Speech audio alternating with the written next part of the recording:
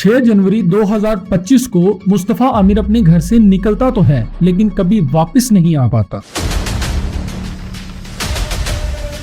New year की night दो बहुत अच्छे दोस्त एक दूसरे के जानी दुश्मन बन जाते हैं। अरगमान कुरैशी के बाप से जब पूछा गया कि क्या आपका कोई ताल्लुक इल्यूमिनाटी से भी था, तो जवाब में बाप कहता है कि हाँ, वो मेरा पास्ट था। का मतलब है कि वो लोग जो कि शैतानी कुव्वतों के ऊपर बिलीफ रखते हों वो कहलाते हैं ना इल्यूमिनाटी। मैं आपसे पूछ रहा हूँ ये क्या है? फ्रीमेसनरी होती है भाई। पाकिस्तान का जस्टिस सिस्टम ऐसा है कि जो मुस्तफा आमिर कत्ल हो गया है उसके ही खिलाफ नॉन बेलेबल अरेस्ट वारंट निकाला गया। 12 जनवरी को हब पुलिस मुस्तफा आमिर की जली हुई लाश ईदी फाउंडेशन के हवाले कर देती है और 16 जनवरी को ईदी वाले इस लाश को लवारिस करार देके इसे दफना देते हैं। अरगमान कुरैशी के एक दोस्त शरोज के मुताबिक मार्शा वो लड़की थी जिसकी वजह से ये सारा फसाद शुरू हुआ। 6 जनवरी को अरगमान मुस्तफा आमिर को मार देता है और 12 जनवरी को मार्शा अब्रॉड चली जाती है। मुस्तफा आमिर मर्डर केस की ये लाइमलाइट स्टोरी स्टार्ट होती है 6 जनवरी से, जब अरगमान मुस्तफा आमिर को अपने घर बुलाता है। उसके बाद उसके साथ बैठकर वीड के कश लेता है। एक लोहे का डंडा उठाकर मुस्तफा आमिर की टांगों और सर पर मारने लगता है और बार बार कहने लगता है कि तुमने मुझे ये पिक्चर क्यों शेयर की, तुम्हारा और मार्शा क्या क्या ताल्लुक है, कितनी दफा कहा था तुम्हें कि इस मामले से दूर रहो।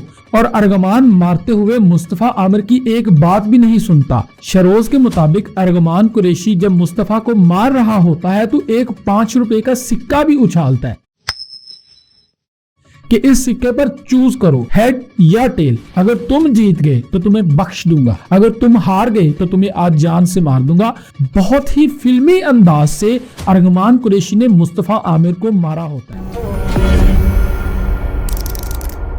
कहानी स्टार्ट होती है 5 साल पहले से। अरगमान और मुस्तफा आमिर किसी एक पार्टी में मिलते हैं। 5 साल पहले इनकी हुई मुलाकात दोस्ती में बदल जाती है और आहिस्ता आहिस्ता इनका ये रिलेशन और मजबूत होता जाता है। इन दोनों बंदों का एक और रिलेशन भी था जो सोशल मीडिया और न्यूज वालों के मुताबिक है कि अरगमान कुरैशी एक कंज्यूमर था और मुस्तफा आमिर एक प्रोवाइडर था। मुस्तफा आमिर का बाप एक गवर्नमेंट एम्प्लॉय है जबकि अरगमान कुरैशी का बाप एक बिजनेसमैन है और अपने पास में ये एक सिंगर भी रह चुका है। अरगमान अपनी माँ के साथ रहता था लेकिन जो बंगला और घर जिसमें वो रहते थे वो इसके बाप के नाम पर था, वो बाप ने लेकर दिया हुआ था अपने बच्चे को। अब कहानी कुछ इस तरह से स्टार्ट हुई कि न्यू ईयर की नाइट को ये दोनों दोस्त मिलते हैं। वहां पर अरगमान अपने कुछ दोस्तों को इन्वाइट करता है और मुस्तफा भी उसी पार्टी में अपने कुछ दोस्तों को इनवाइट कर लेता है। तो यहाँ पर 2 लड़कियां आती हैं, एक का नाम है एंजेलिना और दूसरी का नाम है मार्शा। मार्शा इन दोनों की को फ्रेंड है और जो एंजेलिना है वो एक कॉल गर्ल है। नशे में धुत अरगमान कुरैशी मार्शा के साथ बदतमीजी करता है। इस रात तो मार्शा ये सब बर्दाश्त कर लेती है लेकिन 5 जनवरी की शाम को अरगमान कुरैशी मार्शा के साथ अगेन नजेबा हरकत करने की कोशिश करता है। ये सब कुछ मार्शा मुस्तफा आमिर को बता देती है कि अरगमान कुरैशी ने मेरे साथ ये बिहेव किया और मुझे धमकी भी दी कि ये मैं किसी और को ना बताऊं। मुस्तफा आमिर इस बात का बदला लेने के लिए 5 जनवरी को ही अरगमान के घर जाता है। मुस्तफा आमिर जब अरगमान के घर पहुंचता है तो देखता है कि जो दूसरी लड़की एंजेलिना उस न्यू ईयर पार्टी में मौजूद थी वो अरगमान के घर ऑलरेडी होती है और अरगमान ने उसको मारा होता है। उसके घुटने के पास से खून निकल रहा होता है। अरगमान उस लड़की को धमकी देता है अपनी गन निकाल के कि ये जो कुछ भी हुआ है इसी घर के अंदर रहना चाहिए, यहाँ से कोई भी खबर बाहर नहीं निकलनी चाहिए। ये सब कुछ देखने के बाद मुस्तफा की हिम्मत नहीं पड़ती कि वो अरगमान को कुछ और कह सके। वो वहां से वापस आ जाता है। घर आते ही मुस्तफा आमिर अरगमान कुरैशी को एक इमोजी सेंड करता है जिसमें एक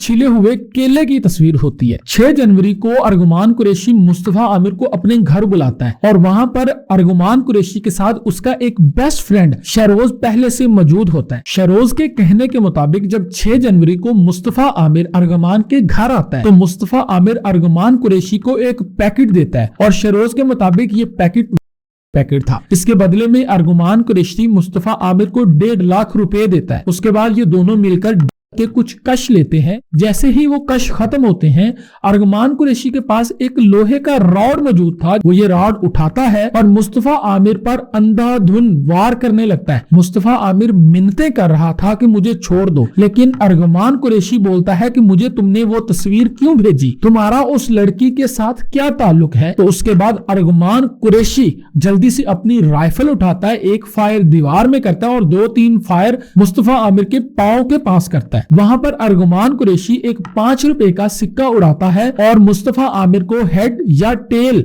चूज करने की ऑप्शन देता है और कहता है कि अगर तुम जीत गए तो तुम्हें बख्श दूंगा और अगर तुम हार गए तो तुम्हें मार दूंगा। मुस्तफा आमिर अरगमान के घर अपनी गाड़ी मार्क एक्स पर आता है तो अरगमान कुरैशी अपने दोस्त शहरोज की मदद से मुस्तफा आमिर की इस अधमरी बॉडी को उसी की गाड़ी मार्क एक्स के अंदर डालकर बलूचिस्तान की तरफ रवाना हो जाते हैं। कराची से तकरीबन 135 किलोमीटर दूर जाकर एक मिट्टी के टेले के पीछे अरगमान उस गाड़ी को छुपा देता है और वहां पर गाड़ी के टैंक का दरवाजा अगेन ओपन करता है। वो देखता है कि क्या मुस्तफा आमिर जिंदा है या मर चुका है। शरोज कहता है कि जब उसने ये हरकत की, मैं गाड़ी से भागकर तकरीबन 100 मीटर के फासले पर सड़क की तरफ जा रहा था। उस पेट्रोल को मुस्तफा आमिर के ऊपर फेंकता है और गाड़ी पर भी फेंकता है। उसके बाद उसे आग लगाकर वहां से उल्टे पांव भाग आता है। शरोज के मुताबिक ये दोनों बंदे सड़क के पास पहुंचने ही वाले होते हैं कि एक बहुत बड़ा धमाका होता है। उसी रास्ते पर रात के तकरीबन 3-3:30 बजे के करीब चलते रहे और चलते चलते हमें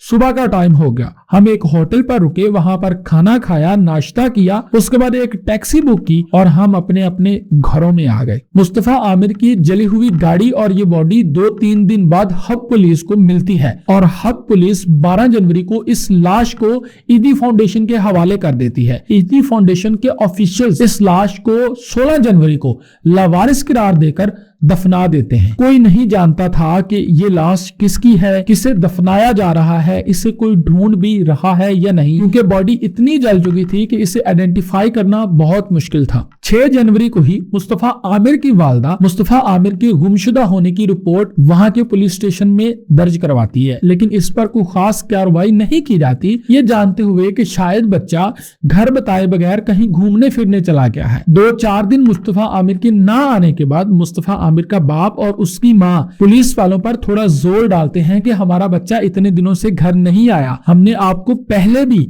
इसके बारे में बता दिया था कि हमारा बच्चा गुम हुआ है, तो प्लीज इस पर जरा वर्किंग फास्ट करें। कहानी नया मोड़ लेती है 25 जनवरी को, जब मुस्तफा आमिर के वालिदैन को एक अमेरिकन नंबर से 2 करोड़ रुपए तावान की कॉल आती है। मुस्तफा आमिर के गुम होने की रिपोर्ट जो 6 जनवरी को इसके पेरेंट्स ने करीबी पुलिस स्टेशन में लिखवाई थी, इसमें अब अगवा बराए तावान की दफात भी ऐड कर दी जाती हैं और केस ट्रांसफर हो जाता है एवीसीसी को। एवीसीसी वाले जब इस केस को इन्वेस्टिगेट करते हैं तो मुस्तफा की आखिरी कॉल अरगमान के साथ हुई थी और मुस्तफा के जो व्हाट्सएप मैसेज था उसमें भी वो अपने एक दोस्त को बोलता है कि मैं अरगमान के पास जा रहा हूँ। तो पुलिस वाले पूछताछ के लिए अरगमान के घर जाते हैं। जब पुलिस वाले अरगमान के घर के पास होते हैं तो अरगमान और उसके कुछ गार्ड्स पुलिस वालों पर अंधाधुंध फायरिंग खोल देते हैं। इसके नतीजे में एक डीएसपी और 2 गार्ड्स जख्मी होते हैं। तकरीबन 3 घंटे की फायरिंग के तबादले के बाद अरगमान कुरैशी को अरेस्ट कर लिया जाता है। जब उसे पुलिस स्टेशन लाया जाता है तो सबसे पहले अरगमान कहता है कि उसने मुस्तफा को मारकर मलीर के नाले में फेंक दिया। बाद में वो अपने बयानात से बदल जाता है और वो एक्चुअल स्टोरी सुनाता है कि 6 जनवरी को आखिर हुआ क्या था। पुलिस वाले अरगमान कुरैशी की मजीद इन्वेस्टिगेशन करते या उससे और पूछते कि आखिर तुमने ये किया क्यों है। उनके लिए ये पॉसिबल ना हो सका क्योंकि सेशन जज ने अरगमान कुरैशी का जिस्मानी रिमांड पुलिस वालों को ना दिया बल्कि जुडिशियल रिमांड पर अरगमान कुरैशी को जेल भेज दिया। शरोज जो अरगमान कुरैशी का दोस्त था उसकी बातों से सिर्फ इतना पता चल सका कि ये झगड़ा न्यू ईयर की नाइट को स्टार्ट हुआ और इसमें वजह मार्शा नाम की एक लड़की बनी। पुलिस वालों के मुताबिक इंटरपोल के थ्रू मार्शा से राब्ता करने की कोशिश की जा रही है कि आखिर वजह क्या थी, क्या मामला हुआ था इन दोनों के बीच। इस केस में साजिद हसन के बेटे साहिर हसन को भी पकड़ा गया है कि मुस्तफा आमिर साहिर हसन से लेकर आगे छोटे बायर्स तक सप्लाई किया करता था। हालांकि मुस्तफा आमिर के पेरेंट्स इस बात से बिल्कुल इनकारी हैं। वो कहते हैं कि हमारा बेटा एक पढ़ा लिखा और होनहार नौजवान था, उसका इस इंडस्ट्री से बिल्कुल भी कुछ लेना देना नहीं था। पुलिस इन्वेस्टिगेशन की एक न्यू रिपोर्ट के मुताबिक ये बात उनकी गलत साबित होगी जब पता चला कि जनवरी 2024 में मुस्तफा आमिर को एक केस में पकड़ा गया था और एंटी नार्कोटिक्स कोर्ट ने उसके खिलाफ एक नॉन बेलेबल वारंट भी जारी किया था। इसके अरेस्ट होने के 2 महीने बाद यानी मार्च 2024 को इसकी जमानत हो जाती है और अपने कत्ल होने के चंद घंटे पहले मतलब 6 जनवरी को मुस्तफा आमिर उसी केस में अदालत में पेश भी हुआ था। अब यहाँ से सारी कहानी का रुख बदल जाता है कि मुस्तफा आमिर के अदालत में पेश होने के कुछ ही टाइम बाद अर्गमान उसे मार देता है।